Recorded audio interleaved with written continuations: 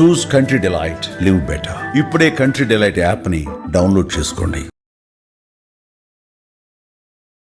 వాగర్థవివ సంపృక్తౌ వాగర్థ ప్రతిపత్తయే జగతః పితరౌ వందే పార్వతీ పరమేశ్వరౌ. ఆదిత్యాయ చ సోమాయ మంగళాయ బుధాయ చ గురుశుక్ర శనిభ్యశ్చ రాహవే కేతవే నమః. శృంగేరి జగద్గురు పీఠాధిపతులకి, కంచి పీఠాధిపతులకి నమస్కారములు తెలియజేసుకుంటూ కార్యక్రమాన్ని ప్రారంభిద్దాం. ద్వాదశ రాశులకు సంబంధించి 1 జూలై నుంచి 15 జూలై వరకు వివిధ రాశుల్లో జన్మించినటువంటి వారికి ఏ విధంగా ఉండబోతుందో తెలుసుకునే ముందు గ్రహ సంచారం గురించి తెలుసుకుందాం. వృషభ రాశిలో శుక్రుడు, అలాగే మిథునంలో రవి గురువు, కర్కాటకంలో బుధుడు, సింహంలో కుజ కేతువు, అలాగే కుంభంలో రాహువు, శని మీనంలో 13 జూలై నుంచి శని వక్రీకరించే స్థితి పొంది ఉంటారు.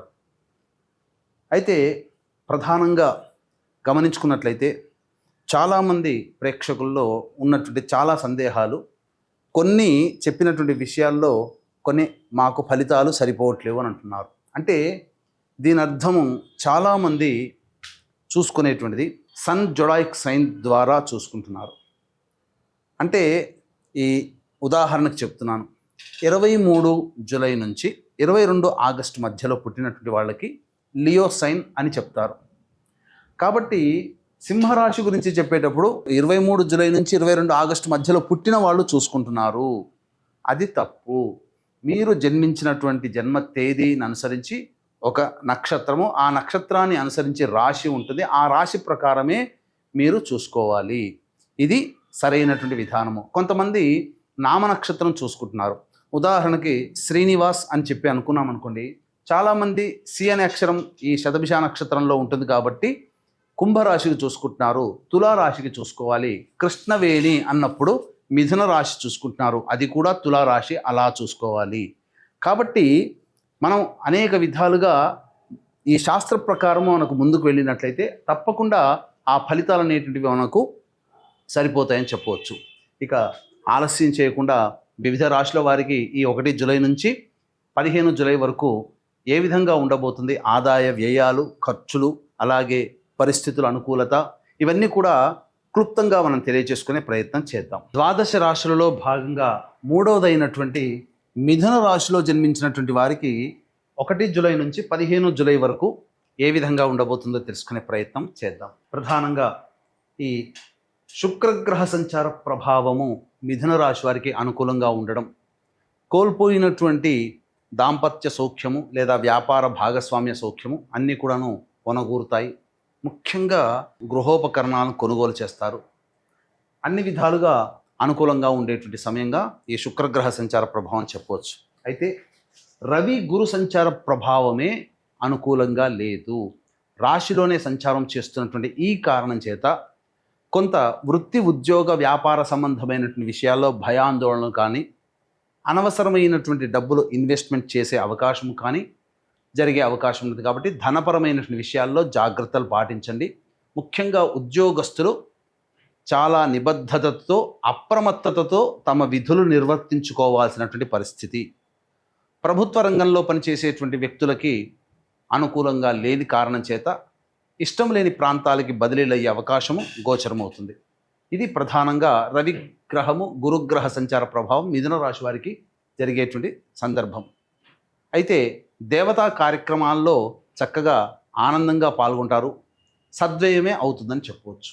ఇక బుధగ్రహ సంచారము ఇది సంపూర్ణముగా యోగించేటువంటి పరిస్థితి ఈ యొక్క మిథున రాశి వారికి. పెట్టుబడులు కనుక పెట్టినట్లయితే కొంతవరకు మీకు లాభము చేకూరే అవకాశం గోచరమవుతుంది. ముఖ్యంగా రాని బాకీలు వసూలవుతాయి. వ్యాపారస్తులైతే నూతనమైనటువంటి పంథాలో వెళ్ళే అవకాశం ఉంటుంది. ప్రణాళికలు రచిస్తారు. కొత్తవిగా మీరు మార్పులు మీ యొక్క వృత్తి వ్యాపారాల్లో తీసుకొని వస్తారు. తద్వారా మీరు అనుకున్నటువంటి లక్ష్యానికి మార్గాలు ఏర్పడతాయి. తద్వారా భవిష్యత్తుని సొంతం చేసుకునే అవకాశం మీకు చక్కగా వీలు కలుగుతుందని చెప్పవచ్చు. ఇక కుజ కేతు యొక్క సంచార ప్రభావము కూడా అనుకూలముగా ఉన్నటువంటి కారణము. ఈ కారణం చేత మీలో ధైర్యము చాలా ఎక్కువగా వస్తుంది. ఏదైనా కానీ ముందడుగు వేసే పరిస్థితి కలుగుతుంది. అనూహ్యముగా మీ శత్రులే మీకు పాదాక్రాంతులయ్యే అవకాశం ఉంటుంది. అన్ని విషయాల్లో వివాదాల్లో మీరే పైచేయి విజయాన్ని సాధిస్తారు. ఒక రకంగా చెప్పాలి అనంటే కుజకేతులు మీకు సంపూర్ణముగా యోగించబోతున్నారు. ఏ రాశి వారికైనా కొన్ని ఇబ్బందికర పరిస్థితులు ఉన్నా ఈ మిథున రాశి వారికి కుజకేతుల యొక్క సంపూర్ణ మద్దతు వల్ల అన్ని రంగాలలో ఉన్నటువంటి వాళ్ళకి మంచి పరిస్థితులు కలుగుతాయని చెప్పవచ్చు. ఇక రాహుగ్రహ సంచార ప్రభావం ప్రధానంగా ఈ వ్యాపార సంబంధమైనటువంటి విషయాల్లో పాత వాటికి సంబంధించినటువంటి విషయాలు చర్చకు వస్తాయి. అంటే పాతకి సంబంధించినగా ఇంతకుముందు సంబంధించినటువంటి ఈ యొక్క ప్రణాళికలు కావచ్చు, లేకపోతే జరిగినటువంటి సంఘటనలు కావచ్చు, వాటిని మళ్ళీ నెమరు వేసుకునే అవకాశాలు కానీ, లేకపోతే గతం తాలూకు సంబంధించినటువంటి వ్యక్తులు మళ్ళీ మీ జీవితంలో ప్రవేశించడం కానీ, లేదా ఆస్తి సంబంధమైనటువంటి విషయాల్లో మీకు ఒక నిర్ధారణకు వచ్చే అవకాశం కానీ గోచరమవుతుంది. ఇది చెప్పవచ్చు. తండ్రి గారి ఆరోగ్యం పట్ల శ్రద్ధ వహించాల్సినటువంటి పరిస్థితి. ఇక చూసుకున్నట్లయితే దశమశని ప్రభావం అనేటువంటిది మిథున రాశి వారికి కొంత కాలముగా అనుకూలంగా లేదు. చేస్తున్నటువంటి వృత్తి సంబంధించినటువంటి వ్యవహారాల్లో మీకు అనుకూలంగా లేదు. కానీ 9వ తారీఖు నుంచి శని వక్రీకరించినటువంటి కారణం చేత కొంత వెసులుబాటు, మీరు చేసేటువంటి పనులలో మీకు ఆధిక్యత, ఇతరుల సహాయ సహకారాలు, ముఖ్యంగా కింది స్థాయిలో పనిచేసేటువంటి వ్యక్తుల సహాయ సహకారాలు మీకు సంపూర్ణంగా లభించడం చాలా అదృష్టమని చెప్పవచ్చు. తర్వాత చెప్పొచ్చేది ఏమిటంటే ఒక రవి గురువు యొక్క సంచార ప్రభావము అనుకూలంగా లేదు. మిగతా అన్ని గ్రహాలు కూడా మీకు సంపూర్ణముగా మద్దతు తెలుపుతున్నాయి. మీరు చేసే పనులకి అనుకూలతను కలిగిస్తాయి. అనగా ఆమోదాన్ని మిగతా గ్రహాలన్నీ తెలియచేస్తున్నాయి, రవి గురులు తప్ప. కాబట్టి ధైర్యంగా ముందడుగు వేసే ప్రయత్నం చేయండి. ఉద్యోగస్తులలో కాస్త అభద్రతా భావం ఉన్నప్పటికీ ముందడుగు వేయండి. నిరుద్యోగస్తులు నిజాయితీగా బాగా కష్టపడండి. తప్పకుండా భవిష్యత్తు మీకు అనుకూలంగా ఉండబోతుందనే విషయం తెలుసుకోవాలి. ఇక తర్వాత చూసుకున్నట్లయితే ఈ యొక్క రాశిలో జన్మించినటువంటి వివాహం కాని అబ్బాయిలకి అమ్మాయిలకి వివాహ సంబంధాలు కుదిరే అవకాశము గోచరమవుతుంది. సంతానం కోసం ఎదురు చూసేటువంటి వ్యక్తులకి సంతాన ప్రాప్తి కలిగే అవకాశం కూడా గోచరమవుతుంది. విదేశీయానము, విదేశీ విద్యకు సంబంధించి చేసే ప్రయత్నాలు అన్నీ కూడా అనుకూలిస్తాయి. వీసాలు కూడా మీకు వచ్చే అవకాశం ఉంటుంది. అన్ని విధాలుగా ఆనందదాయకంగా మీ యొక్క జీవితాన్ని 1 జూలై నుంచి 15 జూలై వరకు ఈ యొక్క మిథున రాశిలో జన్మించినటువంటి వ్యక్తులు పొందుతారని చెప్పవచ్చు. ఇక వీక్షించేటువంటి ప్రేక్షకులకి గమనిక, ఈ జూలై 5వ తారీఖు రోజున వారాహి నవరాత్రుల సందర్భంగా దశమి తిథి స్వాతి నక్షత్రము కలిసినటువంటి అద్భుతమైనటువంటి యోగమాలిక రోజున సాయంకాలం 7 గంటలకి ఈ కార్యక్రమం ప్రారంభమవుతుంది. 9 వారాహి దేవతల యొక్క హోమాది కార్యక్రమాలు. ఈ కార్యక్రమంలో పాల్గొనడం ద్వారా మీ జాతకరీత్యా కలిగే విద్య, వివాహం, ఉద్యోగం, దాంపత్యం, అనారోగ్యం, కోర్టు సమస్యలు, శత్రు సమస్యలు, గృహపరమైనటువంటి సమస్యలు తీరుతాయి. 9 వారాహి దేవతల హోమాలతో పాటు మేష, మిథున, కర్కాటక, సింహ, కన్య, వృశ్చిక, ధనుస్సు, కుంభ, మీన రాశుల్లో జన్మించినటువంటి వారికి శనిదోష నివారణ హోమాలు కూడా సశాస్త్రీయంగా జరిపించడం జరుగుతుంది. సాయంత్రం 5 గంటల లోపల మీ గోత్రనామాలు నమోదు చేసుకోవచ్చు. ఆ రోజు 5వ తారీఖు రోజున ఈ కార్యక్రమంలో పాల్గొన్నటువంటి వారికి శక్తిపాతము చేయబడినటువంటి శంకరుంగలి మాలని అందివ్వడం జరుగుతుంది. ఇక 1 నుంచి 15 జూలై వరకు రోజువారీ కార్యక్రమాల్లో ఆదాయము, వ్యయము ఏ విధంగా ఉండబోతుందో తెలుసుకునే ప్రయత్నం చేద్దాం. 1వ తారీఖు రోజున ఈ మిథున రాశి వారికి ఇతరుల సహాయ సహకారాలు అందడం ద్వారా మంచి పరిస్థితులు కలుగుతాయి. రాని బాకీలు వసూలు అవుతాయి.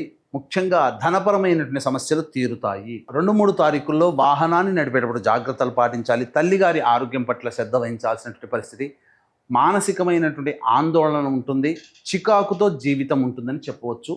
ఏ పని చేయాలన్నా ఆందోళనగా ఉంటుంది. సంతృప్తి లేని జీవితాన్ని గడుపుతారు. 4, 5, 6 తేదీల్లో మీ ఆరోగ్యం పట్ల శ్రద్ధ వహించాల్సినటువంటి పరిస్థితి. మరీ ముఖ్యంగా ఇక్కడ అనాలోచనమైనటువంటి నిర్ణయాలే తీసుకుంటారు. కాబట్టి నిర్ణయం తీసుకునేటప్పుడు జాగ్రత్తలు పాటించండి. ఏ పని చేయాలన్న ఆసక్తి ఉండదు, బద్ధకం ఉంటుంది. ప్రతిదీ కూడా వృధా కాలయాపన జరుగుతుంది. వాయిదా వేసుకునే అలవాటే ఈ 4, 5, 6 తేదీల్లో ఉంటుందని చెప్పవచ్చు. ఇక 7, 8, 9, 10, 11 ఈ తేదీలలో మీకు అన్ని విధాలుగా అనుకూలంగా ఉండేటువంటి సమయము.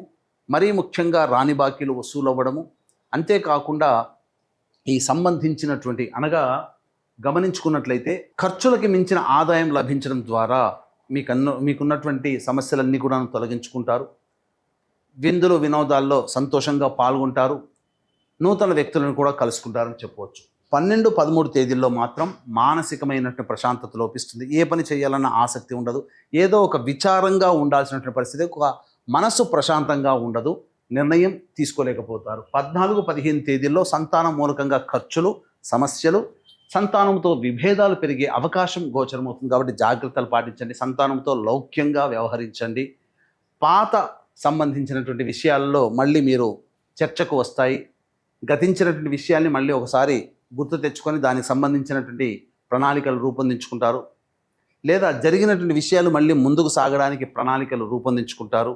అలాగే ఆస్తి సంబంధమైనటువంటి విషయాల్లో మీరు ముందడుగు వేస్తారని చెప్పవచ్చు. ఏతావాత చెప్పొచ్చు ఏమిటంటే, మిశ్రమం కంటే అధికమైనటువంటి శుభ ఫలితాలు ఈ మిథున రాశిలో జన్మించినటువంటి వారికి గోచరమవుతుంది. కాబట్టి ఆనందంగా ఉంటారు.